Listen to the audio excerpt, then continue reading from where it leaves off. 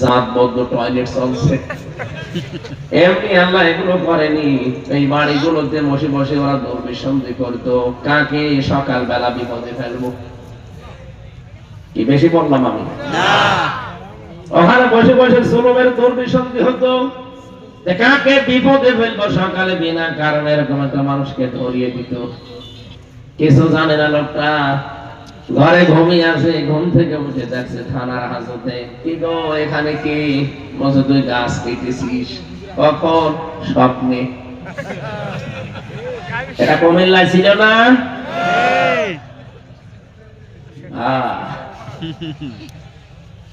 আমারও নিয়ে আসলো বাড়ি থেকে কুষ্টিয়ার সে হালসা ডাবিরা ভিটা, সেখান থেকে নিয়ে এসেছে।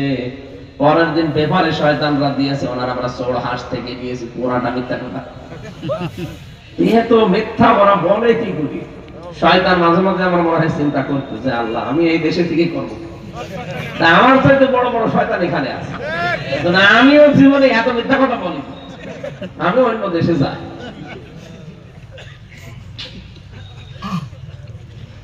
পোড়াটা উল্টিয়ে এখন দেখেন আল্লাহ ওদের ঘাড়ের উপরে ফেলেছেন। এই যে পাশের জেলা ব্রাহ্মণবাড়িয়া, আনিসুল হক আইনের চেয়ারে বসে সারা জীবন বেআইনি কাজ করতো। আলেমদের নামে কত জঙ্গি মামলা দিয়ে তাদের জীবনটা নষ্ট করে দিয়েছে এই শয়তান। আল্লাহ এখন দেখেন কত নিকৃষ্ট পরিণতি আল্লাহ তারে দেখিয়েছে। এখন শুকিয়ে গেছে, মালের এখন আর সে বয়স নেই। আলেমদের মাথায় দড়ি দিয়ে যখন আদালত প্রান্তরে নিয়েছে তো এই শয়তানরা দেখতাম টিপ্পনি কাটতো। ওই যে যেটা দরবেশ সালমান রহমান না কি যেন নাম, এই শয়তান দেখতাম এত বড় বড় দাড়ি নিয়ে ম্যাজিস্ট্রেটের ঘরে ঢোকে, কি যেন সলা পরামর্শ করে আর বেরিয়ে আসে। তারপর এই ম্যাজিস্ট্রেট আমাদেরকে আরো কড়াকড়ি করে। আমি নিজে দেখেছি আমার মাথায় দড়ি দিয়ে, পায়ে ডান্ডা বেড়ি দিয়ে, হাতে হ্যান্ডকাপ দিয়ে যখন নিয়ে যাচ্ছিল ওই শয়তানকে আমি দেখলাম ও ম্যাজিস্ট্রেটের ঘরে ঢুকে কি যেন বলে, বেরিয়ে আসে সলা পরামর্শ করে, আর তখনই ওরা আমাদের বিরুদ্ধে কঠিন কঠিন রায় দেয়। আমার মনে হয় ওরা যদি এরকম কিছু না বলতো, যে ম্যাজিস্ট্রেট নিজের মনে যদি রায় দিতে পারতো, ও ন্যায় বিচার করতে পারতো। ওই একই ম্যাজিস্ট্রেট 5 তারিখের পরে আমার মামলা তুলেছি, শুধু মামলাটা হাতে নিয়ে বলছে কি দেখে রায় দেবো, এর ভেতরে তো কোনো মাল দেখি না, জান সব আমি খারিজ করে দিলাম। বলতে গেলাম একবার যে ম্যাজিস্ট্রেট সাহেব এই মামলা তো 3 বছর আপনার কাছে ছিল, তখন তো বলেন যে কোনো মাল নেই, হঠাৎ এখন বলছেন কোনো মাল নেই। এইটাই বলতো যে হুজুর আমার হাত বাঁধা ছিল, ওই যে দরবেশ আসতো আনিসুল হক আসতো, এসে আমার হাত বেঁধে দিয়েছিল, আমার কিছু করার নেই। এখন আমার হাত খোলা আছে, এখন আমার ন্যায় বিচার করার শক্তি সামর্থ্য চলে এসেছে। এর প্রমাণ আমি নিজে জেলখানায় পেয়েছিলাম। যে ম্যাজিস্ট্রেট আমারে 164 নিয়েছিল বানিয়ে বানিয়ে, নিজে নিজে উল্টাপাল্টা লিখেছে দেশের বিরুদ্ধে, আকিস গ্রুপের বিরুদ্ধে, জামাত ইসলামের বিরুদ্ধে, শিবিরের বিরুদ্ধে লিখে আমারে সই করতে বলেছে। বললাম কি এটা? বলছে আপনি কালকে অথচ ওর ভেতরে সব দেশ বিরোধী কথা ছিল। 13টা পয়েন্টে ওরা লিখে লিখে আমারে সই করে, আমি তো বুঝতাম না 164 কি, লিখে নিয়ে আমারে বলছে যান নিচে আপনার মেয়েরা এসেছে, কান্নাকাটি করছে, আপনার বাবা মা এসেছে, আপনি চলে যাবেন। ও যে এত বড় ধোঁকাবাজি করবে আমি তো টের পাই। পরে শুনলাম যে 164 এটা সব ওরা নিজেরা বানিয়ে লিখে আমার নামে চালিয়েছে, আমার সইটা নিয়ে। পরবর্তীতে জেলখানায় যেয়ে দেখি কয়েকদিন পরে ওই শয়তান ম্যাজিস্ট্রেট ধরতেছে, কি এখানে কি? হুজুর আমার বউ আমার যৌতুকের মামলা দিয়েছে।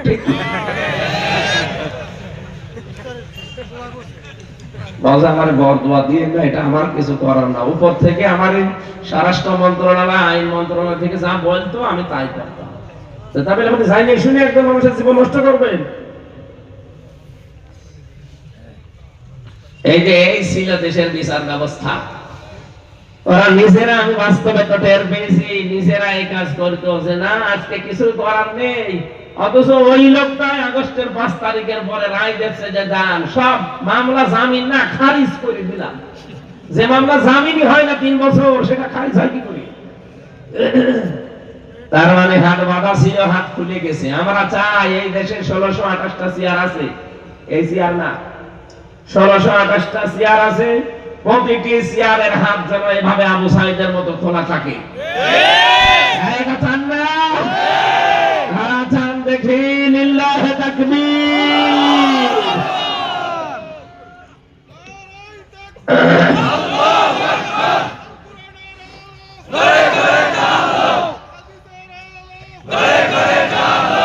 আলহামদুলিল্লাহ ভাই, কিছু নেই, পায়খানার প্যান্ট পর্যন্ত খুলে নিয়ে চলে গেছে। আপনাদের এই জেলার এই যে লালমাই, লাকসাম, এখানে 2 জন পরপর মন্ত্রী ছিল, ওদের বাড়ি ঘর যে দেখেন, বাড়ি ঘর গুলো এখন জনশূন্য পরিত্যক্ত হয়ে গেছে। কত রাগ ছিল মানুষের বলেন তো? বাড়ি ঘরের ইট পর্যন্ত মানুষ যদি খুলে নিয়ে চলে যায়। আল্লাহ বলেন এটা করেছিলাম এই কারণে, কারণ যে জায়গায় জুলুম হয়, অত্যাচার হয়, ওই জায়গাটা অভিশপ্ত হয়ে যায়। কিন্তু দুঃখজনক হলেও সত্য, এই আজকে দেখলাম আয়না ঘরের দৃশ্যগুলো অনেকে এখন রং করে মুছে দিয়েছেন। ওখানে অনেক কয়েদি যারা আজ 14 বছর 12 বছর 10 বছর গুম হয়েছিল আয়না ঘরে, তারা কত কিছু লিখে রেখেছিল, ওই কথাগুলো দেখলাম মুছে মুছে দিয়েছে। আজকে পেপারে সবই বেরিয়েছে। কেন মুছে দিলেন? জালেমদের এই নিশানাগুলো মোছা ঠিক হয়নি, এগুলো দিয়ে বিচার করার দরকার। কত কঠিন বিষয়।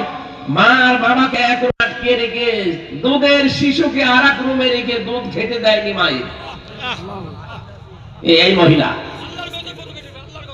আন্তর্জাতিক রিপোর্ট বের হয়েছে কালকে, যে ছেলে মেয়েকে দুধ পর্যন্ত খেতে দিত না বাচ্চাদের। মা বাবাকে ব্ল্যাকমেল করে বলতো এটা বলা লাগবে, নয়তো আপনার ছেলে মেয়েকে দুধ খাওয়াতে পারবেন না। কত নিচে নেমেছিল মানুষ। আমি নিজে দেখেছি এই আঙ্গুলগুলো মানুষের নখ এত বড় বড় হয়ে যেত। এই নখ গুলো দিয়ে তারা দেয়ালে শিয়ালে এইভাবে লিখে রাখতো ভাঙ্গা ভাঙ্গা অক্ষরে, যে ভাই যদি কেউ বাইরে যেতে পারে এই নাম্বারটা জানাবেন যে আমি বেঁচে আছি। আজ 5 বছর 7 বছর 10 বছর পড়ে আছে, কেউ জানে না। এমন কেউ যে কোথায় আছে তাও জানে না।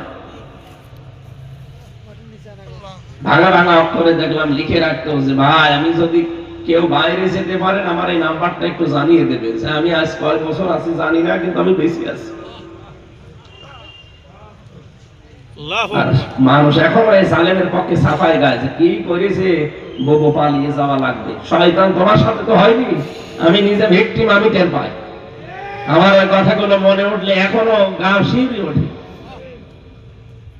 3টা বছর আমার ফাঁসির কন্ডেম সেলের ভেতরে 24 ঘন্টা তালা লাগানো। কারারক্ষে আমার জন্য 2টা বরাদ্দ ছিল, আবার সিসি ক্যামেরা দিয়ে রাখতো, আমার সাথে কেউ যেন কথা না বলে। কেন আপনি এগুলো করলেন? কি লাভ পেয়েছেন? এখন তো নিজের দেশে থাকতে পারলেন না। যা অবস্থা করে গেছে, মরণের আগে আর দেশে আসতে পারবে? মানুষ পিটিয়ে ভক্ত বানিয়ে ফেলবে। আর 5 মিনিট থাকার আহ্বান করছিলেন যে আর 5 মিনিটে আমি একটু বক্তব্য দেবো। 5 মিনিট হলে একেবারে আলু ভর্তা হয়ে যেতে। সেদিনে যে মৌলভীবাজারে যাওয়ার সময় হেলিকপ্টারের যে পাশে যে দরজা আছে ওটা তো হুক সিস্টেম, আমি শুধু হাত দিয়েছি, পাইলট আমারে বলছে ওখানে বেশি হাত দেবেন না, খুলে গেলে কিন্তু পড়ে যাবে। আমার মনে মনে হচ্ছিল আল্লাহ ওরা 2 বোন পালিয়ে গেল, একটু খুলে যেত, একটু যদি খুলে যেত তাহলে কি হইতো গো। আর যদি আমার সামনে পড়তো 2 জন আমি একেবারে আল্লাহর ওলি বানিয়ে ফেলতাম। এর পরের অংশটা যেহেতু আমাদের জন্য, সেজন্য পরের অংশটা আমি বলছি। এবার আলেম যারা আছেন তারা ভালো করে খেয়াল করবেন। কোন সূরা বললাম যেন? সূরা নমল 19 নাম্বার পারা 20 নাম্বার পৃষ্ঠা 7 নাম্বার লাইনের 52 নাম্বার আয়াত শেষের অংশে পাবেন। ইন্না ফি যালিকা লায়াতাল লিকাওমি ইয়ালামুন। রব্বুল আলামিন বলেন অবশ্যই এর ভেতরে শিক্ষা আছে, যারা জ্ঞানী তাদের জন্য লামে তাকিদ আছে। এখানে কি শিক্ষা নেওয়া লাগবে আজকে? জালেমদের এত বড় শিকড় যদি আল্লাহ কেটে ফেলতে পারে, বলেন তো কত বড় গভীর শিকড় ছিল জালেমদের। কোনদিন ওরা ভেবেছে যে 41 সালের আগে ওদের কিছু হবে? ভাবেও নাই। ইউনিয়নের দারোয়ান থেকে শুরু করে সংসদ পর্যন্ত সব ওদের লোক সেট করা ছিল। তাও প্রতিটি স্তরে 8-10 জন করে ওদের লোক। আমি তো রিমান্ডে দেখেছি সবই ওদের, মামলার আইন ওদের, ম্যাজিস্ট্রেট ওদের, পিপি ওদের, জজ ওদের, রায় দেবে ওদের, রিমান্ডে নেবে ওরা, সবই ওরা। আমাদের জন্য একটা উকিল নাম কাগজে দাঁড়ায় তো তার কথা শুনলেও চলে, না শুনলেও চলে। এত বড় বিশাল শিকড় নিয়ে এগিয়ে যাচ্ছিল, আল্লাহ বলেন ফাকতিয়া দাবিরুল কওমিল্লাযিনা যালামু, জালেমদের শিকড় কাটা হয়ে গেছে। কেটেছে কে জানা নেই, মতিয়া মুসলমান এর ফাইল জানা নেই।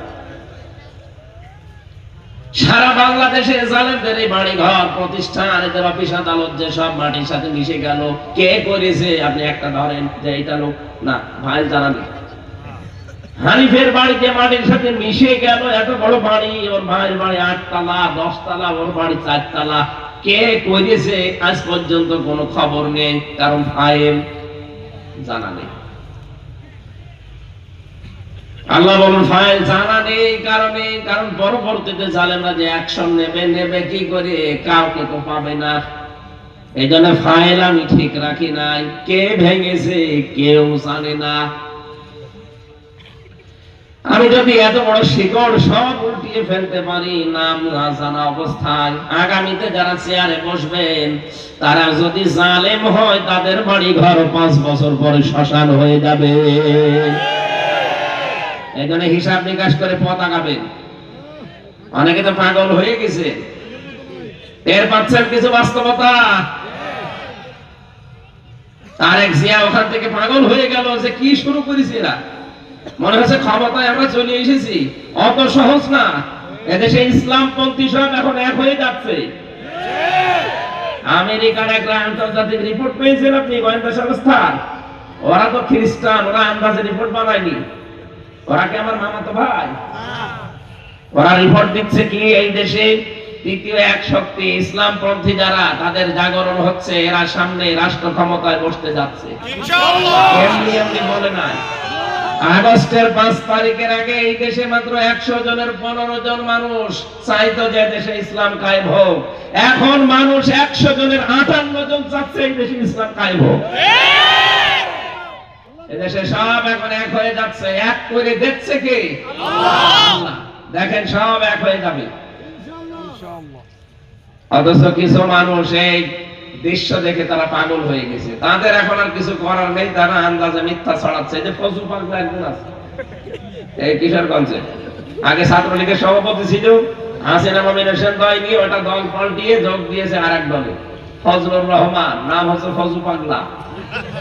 ও বলছে এই দেশে ইসলামপন্থী যারা আছে, বাইরের দেশের মুসলমানকে যদি নিয়ে আসে সব মিলে এরা 10 ভাগ ভোট পাবে। আরে ভাই, ভোটে 15 বছর হয়েছে, আপনি আন্দাজে বলেন কেন? ভোট দিয়ে দেখেন কয় ভাগ পায়। আন্তর্জাতিক রিপোর্ট কিছু খেয়াল করে না, আন্দাজে মানুষকে এখন দেখছে যে কিছু করার নেই, তো উল্টা পাল্টা বলে একটু সাহস নিয়ে যা থাকা যায়।